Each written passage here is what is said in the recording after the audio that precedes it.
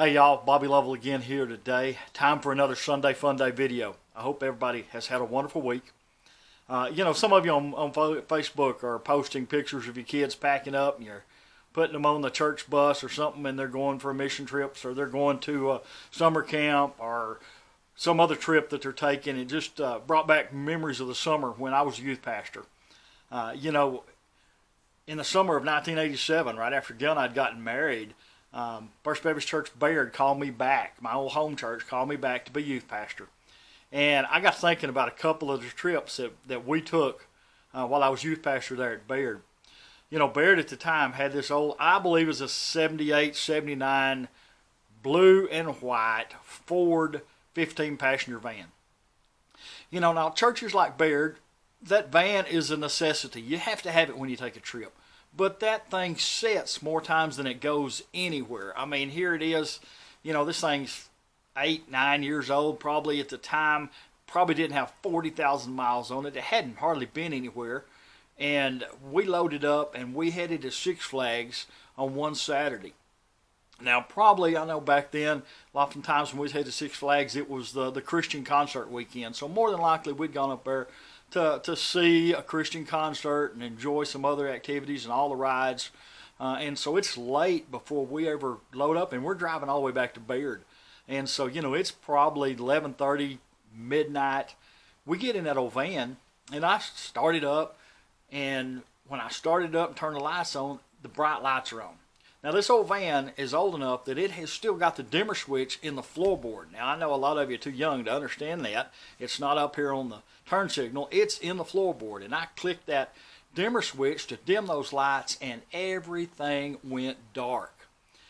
So, with the light from a dome light, because we didn't have phones and flashlights in our pocket on our phones like we do now. So, from the dome light, a pair of fingernail clippers and a Band-Aid, I spliced the wires out from around that dimmer switch that had killed our power to our lights and spliced them things up, wrapped them up with that Band-Aid. I didn't know if they were on bright or on dim, but we headed back to Baird and got back to Baird, without any other problems that night, and made it back late and was up at church the next day. And I was thinking of one other trip we took while we were in Baird. While we were there, one of the old boys that I went to school with, Scott Norman, was down in New Braunfels in San Marcos area, and he was working at Slitterbonds, and he had kind of moved up into the management, and he had told us, hey, you guys get down here to Slitterbonds, bring a bunch of them kids from Baird, and holler at me when you get here. I'll meet you at the front gate. We open up at 10. If you'll get here by 9 o'clock, you'll have pretty much the park to yourself for almost an hour. All the lifeguards are checking things out. And so we did that. We had a full day at Slitterbonds, and then we turned around and we drove all the way back from New Braunfels back to Baird. Well, I get to Brownwood, and again, this is long before the cell phones, and I'm looking, I'm like, yeah, we're going to have to get gas for this thing when we get into Cross Plains. Well, we get into Cross Plains, it's so late. There's nothing open.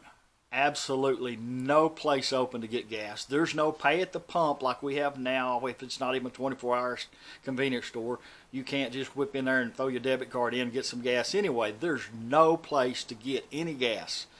So I'm like, okay, we're 30 miles. Surely this van will make it 30 miles. So we jump on 36, click along 36, and turn north at 283 and head into Baird.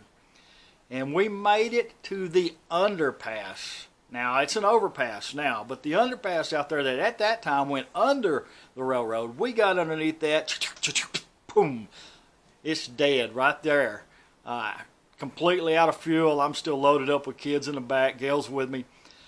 Fortunately, we lived on up 283 and just off to the left there across Scatty Corner from the Vestal's house, and so I ran the rest of the way, grabbed a gas can from the house that still had some fuel in it, went back, put enough gas in it, and got everybody up to the church and got them dispersed and home. But just some of the fun things that you deal with when you're a youth pastor. I've got several other stories that I could share about being a youth pastor and some of the things that you do. But guys, it's just, I hope y'all have a wonderful trip. If you go somewhere, let those kids go and enjoy summer camps. There's some wonderful experiences at that. Remember, you guys be sweet. I'll be pretty. I love you, and God bless.